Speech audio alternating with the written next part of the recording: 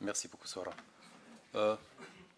Si c'est possible, on ouvre le débat pour les questions aux journalistes qui sont ici présents. Mais à vous, s'il vous plaît. Yes, my name is Jamil Shad. I'm a journalist from Brazil.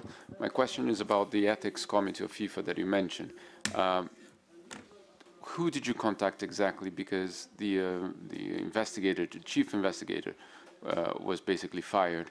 There's a new one now. Who are you in contact with? Since when? And have they opened a procedure already? Or was it just information that they have received from you? Have you had an assurance from them that a procedure was opened by the ethics committee? Thank you. Oui, merci pour votre question. C'est moi personnellement qui a contacté la FIFA depuis presque 5 mois. Ouais. Tout d'abord, j'avais contacté le président de la FIFA. On n'a pas obtenu réponse au départ, ça c'est sûr et certain. On nous a dit qu'il fallait contacter la commission d'éthique. Okay? On nous a dit en même temps que la commission d'éthique, elle est en train de travailler sur le cas du Qatar parce qu'elle a reçu beaucoup de rapports émanant d'organisations qui défendent les droits de l'homme. Et on nous a demandé un rapport détaillé avec des preuves. On est en train de le ficeler, honnêtement. C'est pas facile parce que nous, à la Fédération arabe des droits de l'homme, on n'a pas envie de dire ce que disent les autres. Il y a des soupçons de corruption, tout le monde le sait. C'est vrai ou non? Tout le monde le dit qu'il y a des soupçons de corruption. Même M. Blatter, l'ancien président de la FIFA, lui-même, il l'a dit. Il a dit même qu'il y avait des pressions de l'ex-président français Nicolas Sarkozy pour appuyer le dossier qatari. On sait très très bien quelle est la relation entre le président, l'ex-président français et le Qatari et le PSG. C'est lui qui a demandé au l'émir de Qatar d'acheter le PSG. Bref, nous, on ne voulait pas envoyer le rapport comme ça. Pourquoi? Parce qu'il y a quelque chose de nouveau, honnêtement, qui vient de s'ajouter à tout ce qu'on a parlé avant, ce qui concerne le non-respect des droits de l'homme et tout ça. Mais on a envie que les cas soient bien classés avec des noms, des cas précis. On a par exemple, maintenant on est en train de terminer un cas d'une personne qui a été torturée, déchue de la nationalité. Elle était obligée de quitter le Qatar, elle s'appelle Mouna Sleti. Et on a un cas qui est très délicat, c'est le cas d'une tribu qui s'appelle la tribu El Ghofran. C'est une tribu qui est en train de subir des exactions depuis presque 21 ans. Elle a été déportée carrément vers le désert, parce qu'on sait très bien que le Qatar, il n'a pas de frontières. Il a des frontières maritimes, mais une seule frontière avec l'Arabie Saoudite. C'est des milliers de familles qui ont été directement déportées vers la frontière saoudienne. Les États qui sont à l'Arabie Saoudite, le Bahreïn et les Émirats Arabes Unis, les ont reçus chez eux. On a des cas précis de torture au commandement, à la base militaire du commandement des armées qataries, avec des noms précis, les geôliers qui ont torturé, des noms des gens qui appartiennent à la famille El Thani au Qatar. C'est pour ça qu'en principe, dans 2 semaines maximum, j'irai personnellement à Zurich pour déposer le dossier qui sera fini, parce que on va vous les présenter tout à l'heure, parce qu'il y a des membres de cette tribu qui sont ici pour le 36e Conseil des droits de l'homme, pour présenter leur cas. Je pense que vous avez déjà entendu parler de ça, ouais. Et on va présenter 2 personnes qui vont lire un communiqué parlant de leur cas. Ouais. J'espère avoir répondu à votre question. Ouais, merci. Oui, s'il vous plaît. Marthe Hurtado, agence de presse espagnole. Je ne comprends pas, c'est qui les personnes qui ont été torturées et les personnes qui ont déchu de la nationalité? Pourquoi? Qu'est-ce qu'ils ont fait? Quelle relation ils ont avec la Coupe du Monde? Merci.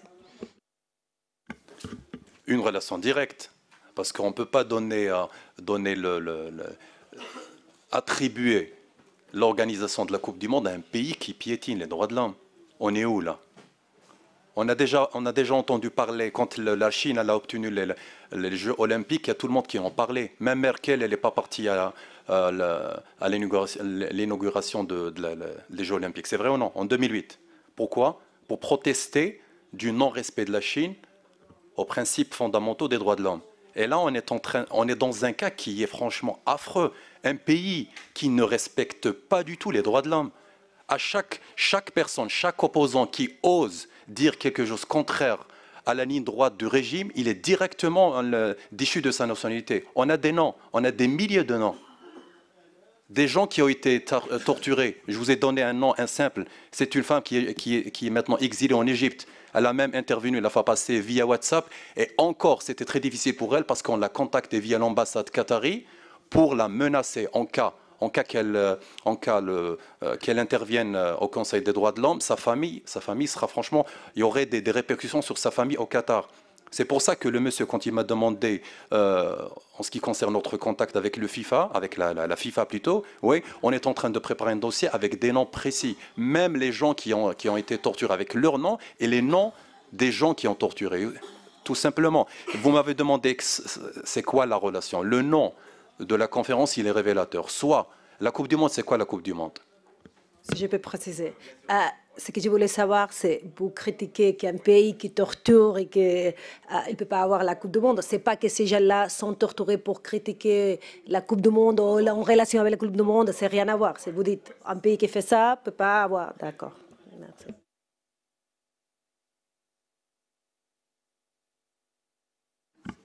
Ouais, une autre question?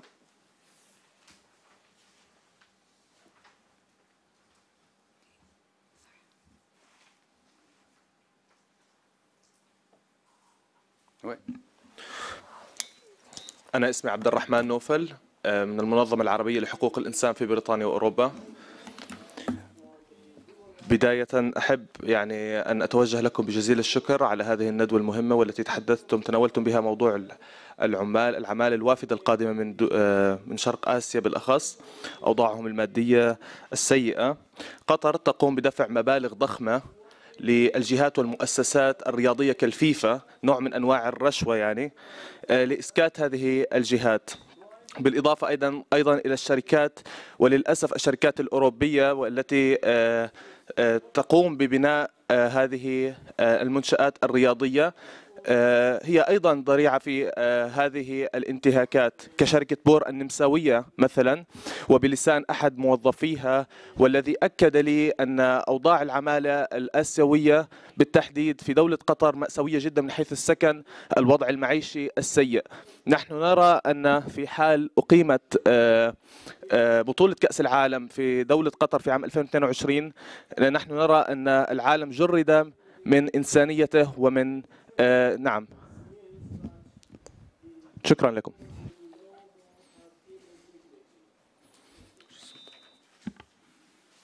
Y a-t-il une autre question? Oui, s'il vous plaît. With CNN Money Switzerland. I'd just like to know what how you see the effect of the isolation of Qatar by the regional powers and how this may affect the move forward, towards the organization of the World Cup. Merci. Là, la réponse à cette question, peut-être elle va nous emmener vers des rivaux un petit peu politiques. Ça ne serait pas simple.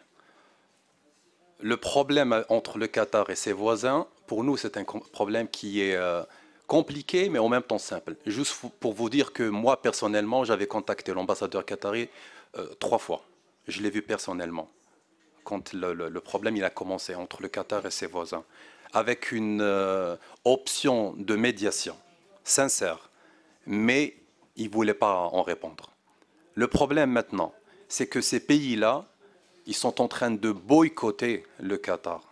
Ce n'est pas un siège, comme l'a dit hier l'émir du Qatar à l'ONU. Il a dit que c'est une forme de terrorisme. Le siège que subit mon peuple, c'est une forme de terrorisme.